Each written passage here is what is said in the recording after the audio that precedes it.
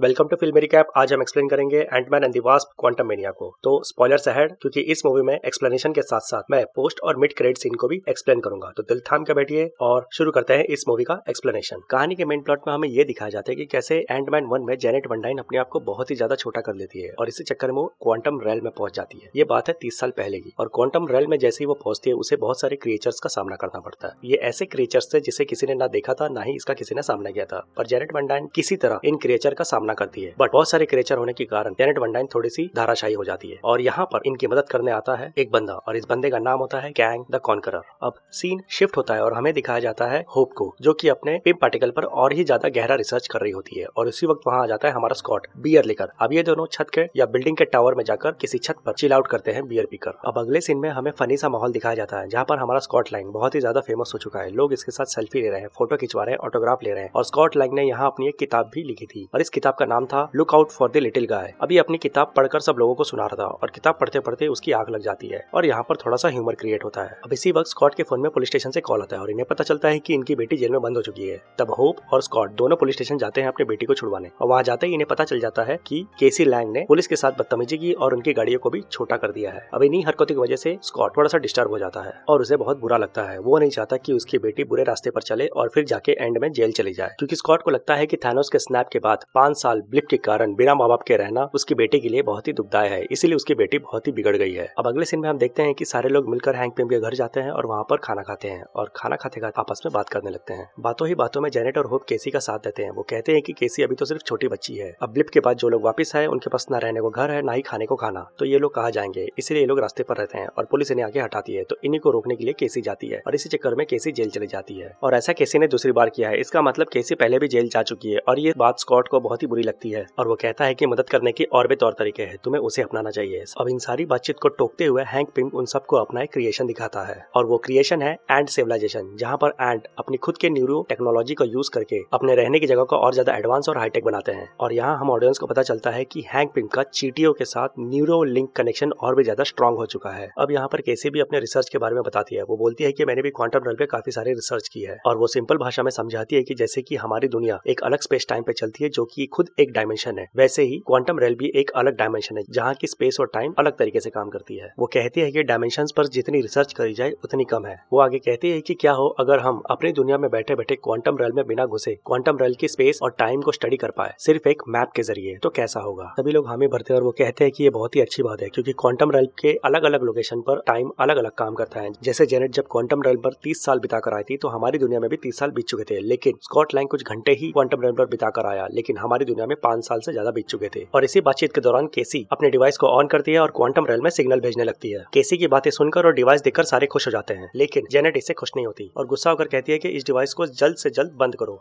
और जब सब लोग इस बात का कारण पूछते हैं तो जेनेट बिना कुछ बताए मशीन को बंद कर देती है। मशीन को बंद करने के बाद जेनेट बताती है कि क्वांटम रेल बहुत ही खतरनाक जगह है और हमें ये सिग्नल क्वांटम रेल में नहीं भेजने चाहिए, क्योंकि मैं वहाँ पर 30 साल बिता कर आई हूँ, मुझे पता है वहाँ पर क्या है और वहाँ के क्रिएचर और लोग कैसे हैं। और आगे जेनेट बोलती है कि उन 30 सालों में मैंने क्वांटम रेल में क्या क्या किया वो मैं अब तुम्हें बताने वाली हूँ। लेकिन ऐसा बोलते ही केसी का डिवाइस ऑटोमेटिकली एक्टिवेट हो जाता है और एक छोटा सा पोर्टल खुल जाता है जिसमें सारे लोग उसके अंदर खिंचते चले जाते हैं और एक वर्म होल के थ्रू ये क्वांटम रेल में सारे लोग पहुंच जाते हैं। अब स्कॉट, केसी, हैंक, होप और जेनेट के साथ साथ हैंक पिम के वो सिविलाइज्ड चींटियां भी इनके साथ क्वांटम रेल में पहुंच जाती है, लेकिन ये सारे लोग अलग अलग लोकेशन पर पहुंचते हैं। स्कॉट और केसी दूसरे लोकेशन पर पहुंचते हैं, वहीं हैंक पिम, होप और जेनेट वन डाइन ये दूसरे लोकेशन पर पहुंचते हैं। अब अगले सीन में हमें दिखाया जाता है कि स्कॉट और केसी के सामने कुछ क्रिएचर्स आ जाते हैं। ये क्रिएचर्स क्वांटम रेल में ही रहते हैं और ये उन्हें अपने साथ पकड़ कर ले जाते हैं। उनके बाद ये क्रिएचर इनके साथ को इंटरोगेशन करते हैं, बट इंटरोगेशन में इन्हें इनकी भाषा समझ में नहीं आती, तो ये लोग उन्हें एक रेड कलर का काढ़ा पिलाते हैं और ये काढ़ा पीते ही इन्हें इनकी लैंग्वेज समझ में आ जाती है। अब यहाँ पर जितने भी लोग थे वो केसी और स्कॉट को अपना दुश्मन समझ रहे थे, लेकिन इन क्रिएचर्स के बीच एक ऐसा बंदा होता है जो माइंड पढ़ सकता है। जैसे ही वो स्कॉट लैंग के दिमाग को पढ़ता है तब उसे समझ में आता है कि स्कॉट लैंग उनका दुश्मन नहीं बल्कि एक दोस्त है जो कि ऊपर की दुनिया से आया है। अब उसी पल इन क्रिएचर्स की लीडर आती है और वो कहती है कि यहाँ पे जितने भी क्रिएचर्स है ये सारे क्वांटम रेल के ही लोग हैं, बट अब हमें अपने ही दुनिया में छुप छुप कर रहना पड़ रहा है, क्योंकि बाहरी दुनिया से एक बंदा आया है जिसने हमारी दुनिया पर कब्जा कर लिया है और हमारे सारे घर द्वार को उजाड़ दिया है। वो आगे बताती है कि ये बंदा बहुत ही ज्यादा पावरफुल है, इसने हमारे कई साथियों को बंदी बना लिया है और अनगिनत लोगों को अपने हाथों से मौत के घाट उतार दिया है। अब बाहरी दुनिया से आया वो बंदा और कोई नहीं बल्कि कैंग द कॉन्करर है और क्वांटम रेल्म के लोग उसे द कॉन्करर के नाम से बुलाते हैं। आगे लीडर बताती है कि तुम लोगों को यहाँ से चले जाना चाहिए। अगर कैंग द कॉन्करर को ये बात पता चल गई कि तुम बाहरी दुनिया से आए हो तो वो तुम्हें भी मार देंगे। इस पर स्कॉट उसे बताता है कि मैं अपने फैमिली मेंबर्स को ढूंढ रहा हूँ, जेनेट और हैंक पिम को। तो जेनेट का नाम सुनते ही वो लीडर बोलती है कि तुम जेनेट को कैसे जानते हो। फिर स्कॉट उसे अपनी सारी कहानी बताता है और बताता है कि जेनेट हमारी फैमिली मेंबर का एक हिस्सा है। और ये सुनते ही वो लीडर इसे कहती है कि कैंग द कॉन्करर जेनेट का एक बहुत बड़ा दुश्मन है, इसलिए अगर उसे पता चल गया तो वो जेनेट के साथ साथ तुम्हें भी मार देगा। और इतना कहते ही उन पर एक बहुत बड़ा अटैक होता है। तो लीडर समझ जाती है कि ये अटैक कैंग द कॉन्करर ने ही करवाया है और वो बोलती है कि उसे पता चल चुका है कि तुम यहाँ आ चुके हो। अब यहाँ पर हम ऑडियंस को ये पता चलता है कि क्वांटम रेल में जितनी भी गतिविधियां हैं उसके बारे में कैंग द कॉन्करर को पहले से पता चल जाता है और उसे पता चल चुका है कि क्वांटम रेल में जेनेट आ चुकी है, पर यहाँ पर उसे जेनेट से ज्यादा एंटमैन की जरूरत थी। अब एंटमैन इतना इंपॉर्टेंट क्यों है कैंग के लिए वो हमें आगे पता चलेगा। अब जिन लोगों ने स्कॉट और केसी पर अटैक किया था उनका लीडर और कोई नहीं बल्कि मोडॉक होता है और ये मोडॉक और कोई नहीं बल्कि एंटमैन 1 का विलन है, जो मूवी के एंड में बहुत ही छोटा हो जाता है। बल्कि वो छोटा नहीं, वो क्वांटम रेल में आकर गिर जाता है और क्वांटम रेल में आने के बाद कैंग उसे मॉडिफाई करके और उसे मशीन में बनाकर एक बड़ा सा सर में कन्वर्ट कर देता है। अब यहाँ पर मोडॉक का मतलब इन्होंने बताया है mechanical organism designed only for killing. अब मोडॉक यहाँ पर केसी और स्कॉट को पकड़कर कैंग के सामने पेश करता है। अब अगले सीन में हमें जेनेट, होप और हैंक को दिखाया जाता है। यहाँ पर जेनेट बोलती है कि तुम मेरे साथ साथ चलो, लेकिन तुम दोनों प्लीज चुप रहना, यहाँ पर जो कुछ भी होगा उसे मैं अकेले हैंडल करूंगी। तब वहाँ पर बहुत सारे क्रिएचर इन लोगों को घेर लेते हैं और होप को लगता है कि ये इन्हें अटैक करने वाले, तो होप वास्प बनकर उसे अटैक करने जाती है, पर यहाँ पर जेनेट उसे रोक लेती है और फिर वहाँ पर क्रिएचर का लीडर आ जाता है और फिर वो जेनेट के साथ लड़ने लगता है। फिर लड़ते लड़ते दोनों एक दूसरे को देख के हंसने लगते हैं। तब हमें पता चलता है कि वो क्रिएचर का जो लीडर है वो जेनेट का एक बहुत ही अच्छा दोस्त है। अब ये सारे क्रिएचर जेनेट को बताते हैं कि तुम्हें यहाँ पर नहीं आना चाहिए था, कैंग अब पहले से भी ज्यादा पावरफुल हो चुका है और उसे पता चल चुका है कि तुम यहाँ आ चुकी है, इसलिए अब वो तुम्हें नहीं छोड़ेगा। अब बातों ही बातों में उनका लीडर जेनेट को एक सवारी देता है, जबकि ये कोई मैकेनिकल सवारी नहीं, ये एक जीता जाता जीव होता है। अब इस जीव पर ये तीनों बैठकर वहाँ से चले जाते हैं। अब यहाँ पर होप टोटली कंफ्यूज हो जाती है और वो अपने माँ से पूछती है कि माँ बताओ यहाँ पर क्या हुआ था और ये सब क्या चल रहा है, यहाँ पे कौन है कॉन्करर और वो तुम्हारे पीछे क्यों पड़ा है। तब जेनेट उन सबको सारी सच्चाई बताती है। वो बताती है कि 30 साल पहले जब मैं यहाँ पर आई थी तब मैं इस क्वांटम रेल में अकेली फंस गई थी और उस अकेलेपन में मुझे एक दोस्त मिला था और ये दोस्त और कोई नहीं बल्कि कैंग था। अब मूवी के इस पॉइंट पर हमें बैक स्टोरी दिखाई जाती है, जहाँ पर जेनेट और कैंग मिलते हैं, दोस्ती करते हैं और एक दूसरे के बारे में जानते हैं। और यहाँ पर कैंग बताता है कि मेरा नाम नथानियल रिचर्ड्स है और मैं दूसरे टाइमलाइन से यहाँ पर आया हूँ और मैं अपनी दुनिया का एक बहुत ही बड़ा साइंटिस्ट हूँ और अपनी सालों के रिसर्च के बाद मैंने एक ऐसी मशीन बनाई थी जिसके जरिए मैं किसी भी यूनिवर्स में जा सकता था। अब ये सुन के जेनेट बहुत ही ज्यादा हैरान हो जाती है और उसे कंफर्म होता है कि मल्टीवर्स सच में एग्जिस्ट करता है। आगे कैंग बताता है कि मैंने बहुत सारे मल्टीवर्स में ट्रैवल किया है और मैंने बहुत सारी दुनिया देखी भी है, इसीलिए मैं एक ट्रैवलर भी हूँ। बट अभी मेरी मशीन में एक खराबी आ चुकी है जिसकी वजह से मैं ट्रैवल नहीं कर सकता, क्योंकि इस मशीन के पावर सोर्स में एक दिक्कत आ गई है जिसकी वजह से मैं क्वांटम रेल में फंस चुका हूँ।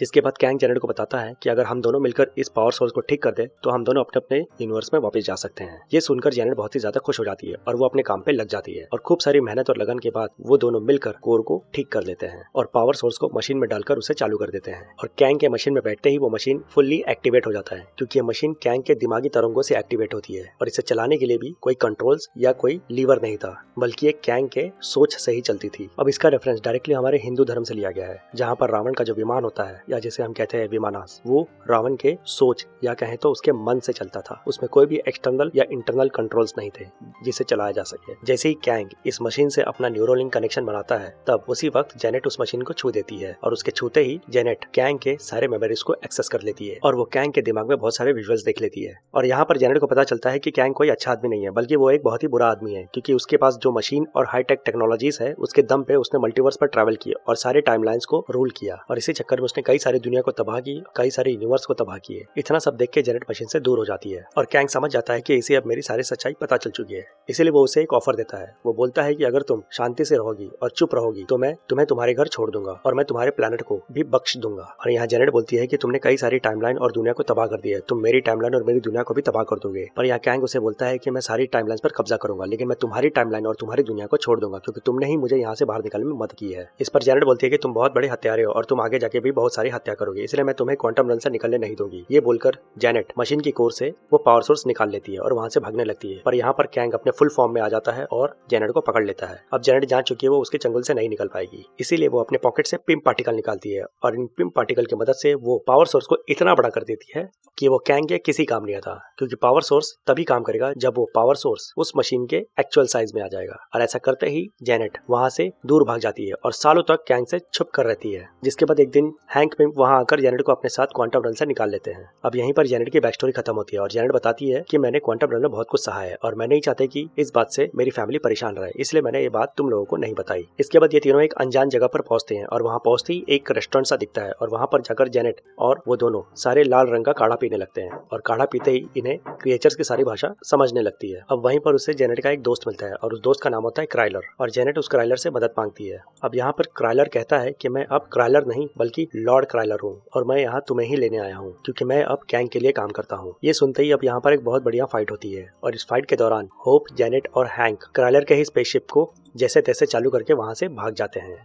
अब स्पेसशिप में आगे बढ़ते ही होप स्कॉट के लोकेशन को ट्रैक करती है और उसे उसका लोकेशन पता चल जाता है और इसीलिए ये सारे लोग अब स्कॉट के लोकेशन पर बढ़ने लगते हैं। अब दूसरी तरफ हम देखते हैं कि स्कॉट और कैसी कैंग के कब्जे में है। स्कॉट उस बंदे से पूछता है कि तुम कौन हो और हमारे साथ ऐसा क्यों कर रहे हो। तब कैंग उन्हें अपने बारे में बताता है। वो बोलता है कि मैं हूँ कैंग द कॉन्करर और मैं सारी टाइमलाइंस को कॉन्कर करता हूँ और पूरी दुनिया पर राज करता हूँ। यहाँ तक कि मैंने मल्टीवर्स पर भी राज किया और मेरे कई सारे वेरिएंट्स है और मेरे ये सारे वेरिएंट्स भी टाइमलाइन को कॉन्कर करते हैं और उस पर राज करते हैं। पर मेरे सारे वेरिएंट्स में से मैं ही सबसे ज्यादा पावरफुल और सबसे स्ट्रांग हूँ, इसलिए मेरे सारे वेरिएंट्स ने मुझे पकड़कर क्वांटम रेल में फंसा दिया है ताकि मैं यहाँ से कभी ना निकल पाऊँ। अब यहाँ पर मैं कॉमिक्स की दुनिया की एक झलक दिखाऊंगा। मार्वल कॉमिक्स में कई बार और कई जगह पर कैंग के वेरिएंट्स को दिखाया गया और ये सारे कैंग मिलकर एक जगह पर इकट्ठा होते हैं और इस पूरे महफिल को बोला जाता है काउंसिल ऑफ द कैंग्स, जहाँ पर इनका एक लीडर कैंग द कॉन्करर और बहुत सारे कैंग मिलकर डिसीजन लेते हैं कि मल्टीवर्स पर कैसे राज किया जाए। अब यहाँ पर कैंग स्कॉट से एक छोटा सा ऑफर रखता है। वो बोलता है कि तुम मेरा छोटा सा एक काम कर दो और काम खत्म होते ही मैं तुम्हें तुम्हारा बीता हुआ टाइम वापस दे दूंगा ताकि तुम अपने बेटे को फिर से बड़ा होते हुए देख सको।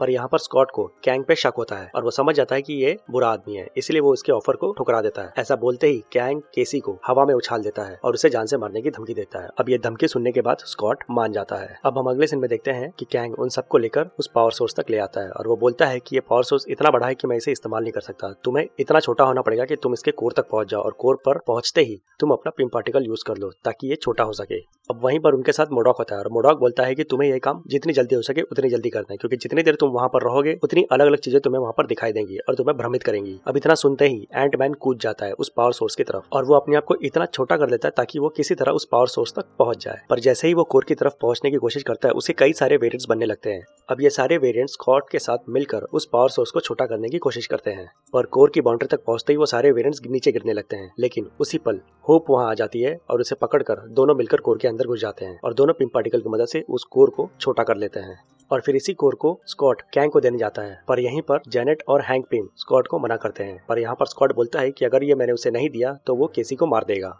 अब वहीं पर कैंग भी आ जाता है जो कि पावर सोर्स मांगने लगता है। तो स्कॉट उसे बोलता है कि पहले केसी को मेरे हवाले करो तभी मैं तुम्हें पावर सोर्स दूंगा। यहाँ पर कैंग बोलता है कि नहीं, केसी तुम्हें नहीं मिलेगी लेकिन मुझे पावर सोर्स चाहिए। अब ये सुनते ही स्कॉट उसे बोलता है कि तुमने डील पहले तोड़ी है इसलिए अब ये पावर सोर्स तुम्हें नहीं मिलेगी। इतना बोलते ही कैंग उस पर एक जोरदार बीम छोड़ता है और स्कॉट से पावर सोर्स छीन कर वहां से चला जाता है। अब वहां से जाता ही वो मोडॉक को उनके पीछे लगा देता है और मोडॉक वहां पर जाकर उनके स्पेसशिप को तबाह कर देता है ताकि स्कॉट और उनके साथी कैंग के पीछे ना आ पाए। अब कुछ देर बाद हम देखते हैं कि हैंक पिम अपने साथियों से कहते हैं कि मैं तुम्हें कुछ लोगों से मिलवाना चाहता हूँ। जब सब पीछे मुड़कर देखते हैं तो वहाँ पर बहुत बड़ा चींटियों का एक झुंड होता है। अब यहाँ हैंक पिम बताता है कि हमारे साथ क्वांटम रेल में चींटियां भी आ गई थी बट ये किसी और लोकेशन पर जा गिरी थी। अब यहाँ पर स्पेस और टाइम अलग अलग तरीके से काम करता है इसलिए वहाँ इन्होंने हजारों साल बिता दिए और इसी हजारों साल में ये विकसित भी हो गए हैं और हाईली एडवांस हो गए हैं। बट हमारे लोकेशन के हिसाब से इन्हें बस कुछ सेकंड ही हुए हैं। और वो आगे बताते हैं कि इन चींटियों को मैंने नहीं, इन चींटियों ने मुझे ढूंढा है। अगले सीन में आप देखते हैं कि इन चींटियों के साथ ये सारे लोग मिलकर स्पेसशिप को ठीक करते हैं और उसमें बैठकर केसी को बचाने निकल पड़ते हैं। वहाँ दूसरी तरफ हम देखते हैं कि कैंग मोडॉक को ये ऑर्डर देता है कि वो केसी को मार दे। अब केसी मोडॉक के सैनिकों के कस्टडी में होता है लेकिन यहाँ पर केसी के पास भी अपना एक खुद का एंटमैन सूट था जो उसने हैंक पिम के लैब से ले लिया था। अब वो सूट की मदद से केसी वहाँ से भाग जाती है और रास्ते में वो देखती है कि क्रिएचर का जो लीडर जो शुरुआत में मिला था वो भी वहीं पर कैद है और वो उस लीडर को वहाँ से छुड़ा देती है। अब आगे हम देखते हैं कि केसी लैंग कैंग के बिल्डिंग में जाती है और वहाँ पर जाकर सारे क्वांटम रेल के लोगों को एक मैसेज भेजती है और वो बोलती है कि यही सही मौका है, हमें कैंग पर हमला करना चाहिए और हम सबको एकजुट होना चाहिए। और ये मैसेज देखकर सारे लोग में जोश भर जाता है और सब कैंग के बिल्डिंग की तरफ बढ़ने लगते हैं। अब उसी बिल्डिंग के बाहर स्कॉट और उसके परिवार भी आ जाते हैं। अब यहाँ पर स्कॉट एक जायंट मैन बन चुका है और जायंट मैन बनते ही वो सारी चीजों का तोड़फोड़ करने लगता है। और हम आगे देखते हैं कि मोडॉक ने केसी को पकड़ लिया है और वो उसे मारने ही वाला है। पर केसी यहाँ पर सूट की मदद से मोडॉक को धूल चटाती है पर मोडॉक उसे बोलता है या तो मुझे मार दो या तो मैं तुम्हें मार दूंगा। पर केसी उसे समझाती है कि कैंग क्वांटम realm से निकलकर सारे मल्टीवर्स को तबाह कर देगा और टाइमलाइन को रूल करेगा, तो इसलिए तुम हमारा साथ दो और उसे रोकने में हमारी मदद करो। इस बातों से वो मोटिवेट हो जाता है और वो केसी का साथ देने लग जाता है। अब अगले सीन में हम देखते हैं कि कैंग ने उस कोर को अपने मशीन में लगा दिया है और उस मशीन को एक्टिवेट करता है और अब वो क्वांटम realm से निकलने ही वाला होता है कि तभी जायंट मैन वहां आकर उसके शिप को तबाह कर देता है और कैंग वहां से निकल नहीं पाता। इस वजह से कैंग बहुत ही ज्यादा गुस्सा हो जाता है और अपनी सारी आर्मी को एंटमैन की तरफ भेज देता है। अब इसके बाद हम देखते हैं कि कैंग की आर्मी और क्वांटम realm के सारे लोगों के बीच एक बहुत बड़ी लड़ाई हो जाती है और बहुत ही जबरदस्त लड़ाई चलती है, पर कैंग की आर्मी बहुत ही ज्यादा भारी पड़ जाती है और हम आगे देखते हैं कि कैंग अकेले ही एंटमैन और होप को खूब पेलता है और कैंग उन दोनों को जान से मारने ही वाला होता है कि तभी हैंक पिंग अपने एंट की आर्मी के साथ वहां पहुंच जाती है और खूब सारे चींटियां कैंग पर अटैक कर देते हैं और कैंग इतने सारे चींटियों को हैंडल नहीं कर पाता और उसी बीच पीछे से मोडॉक भी हमला कर देता है और किसी तरह कैंग वहां से बचते बचाते निकल जाता है, जिसके चक्कर में मोडॉक मारा जाता है और हम देखते हैं कैंग बहुत ही ज्यादा घायल हो चुका है और उसके कई सारे गैजेट्स और उसके शरीर के कई सारे टेक्स टूट चुके हैं और सबको लगता है कि यहाँ पर कैंग मर चुका है और सब खुशियां मनाने लगते हैं। फिर सब कैंग के कोर को ठीक करने लगते हैं और जैसे तैसे उस कोर को ठीक करके वो एक पोर्टल खोलते हैं ताकि वो अपनी दुनिया में वापस जा सके। होप, हैंक और जेनेट पहले उस पोर्टल से चले जाते हैं। फिर जब केसी की बारी आती है तब वहाँ पर कैंग जाता है और एंटमैन उसे भिड़ जाता है और इसी चक्कर में केसी वहां से उस पोर्टल से निकल जाती है और कैंग और एंटमैन की बहुत जबरदस्त लड़ाई होती है और कैंग उस पोर्टल से निकलने की खूब कोशिश करता है, पर एंटमैन उसे बहुत रोकता है और लास्ट में जब कैंग एंटमैन को धराशायी करके उस पोर्टल से निकलने ही वाला होता है कि तभी उस पोर्टल की दूसरी तरफ से होप उसे धक्का दे देती है और वहां पर होप और एंटमैन मिलकर कैंग द कॉन्करर की खूब धुलाई करते हैं और इसी चक्कर में कैंग को एक जोरदार लात पड़ती है और वो पीछे जाकर एक मशीन से टकरा जाता है और उस मशीन का पावर सोर्स रप्चर हो जाता है और उसे अपने अंदर खींच लेती है और सबको लगता है कि यहाँ पर कैंग मर गया है, लेकिन मैं श्योर शॉट हूँ कि यहाँ पर कैंग बिल्कुल नहीं मरा। वो पक्का अगली किसी न किसी फिल्म में कम बैक करेगा। अब स्कॉट और होप पोर्टल के उस पार चले जाते हैं और उनका परिवार फिर से एक हो जाता है। अब ये नॉर्मल जिंदगी जीने लगते हैं और ये मूवी हो जाती है एंड। लेकिन इस मूवी में 2 क्रेडिट सीन है, एक पोस्ट और एक मिड क्रेडिट सीन। तो पहले क्रेडिट सीन में हमें 3 वेरिएंट दिखाए जाते हैं कैंग के। पहला है रामाटोट, दूसरा इमॉर्टस और तीसरे के बारे में अभी कुछ पता नहीं चला। ये तीनों डिस्कस कर रहे होते हैं कि एंटमैन और उनकी फैमिली को कैंग के सारे वेरिएंट्स और मल्टीवर्स के बारे में पता चल चुका है, इसलिए उन्हें डर होता है कि अब हमने जितने भी टाइमलाइन को सिक्योर किए हैं और जितने भी टाइमलाइन पर हम राज कर रहे हैं वो हमसे छीन सकता है, इसलिए हमें इन एंटमैन और एंटमैन की फैमिली का कुछ करना होगा। तब हम देखते हैं कि एक दरवाजा खुलता है और उस दरवाजे के बाहर ये तीनों जाते हैं और उस दरवाजे के पार जाते ही हम लाखों हजारों करोड़ों कैंग के वेरिएंट्स को देखते हैं और ये सारे लोग एक साथ इकट्ठा हुए हैं और तब ये बताते हैं कि इन सबको हमने ही समन किया है एक मीटिंग के लिए ताकि एंटमैन और उसकी फैमिली का कुछ कर सके और इन सारे वेरिएंट्स के जमावड़े को कहा जाता है काउंसिल ऑफ कैंग। अब जो आखिरी क्रेडिट सीन है वो लोकी सीजन 2 से जुड़ा हुआ है, जहाँ पर ये दोनों एक क्लासरूम अटेंड कर रहे होते हैं और इस क्लासरूम का जो टीचर होता है वो एक कैंग होता है जो इन्हें कुछ पढ़ा रहा होता है और यहाँ पर लोकी कहता है कि तुम्हें ये कैंग अभी अच्छा लग रहा होगा लेकिन ये बहुत ही बुरा आदमी है और यहीं पर ये क्रेडिट सीन खत्म हो जाती है। तो गाइस, आपको मेरी वीडियो की एक्सप्लेनेशन, कमेंट और कमेंट्री अच्छी लगे तो प्लीज इस चैनल को सब्सक्राइब करें, लाइक करें और शेयर करें ताकि मैं ऐसे ही आप लोगों के लिए नए नए मूवीज के एक्सप्लेनेशन ला सकूं। Till then take care, bye bye, love you.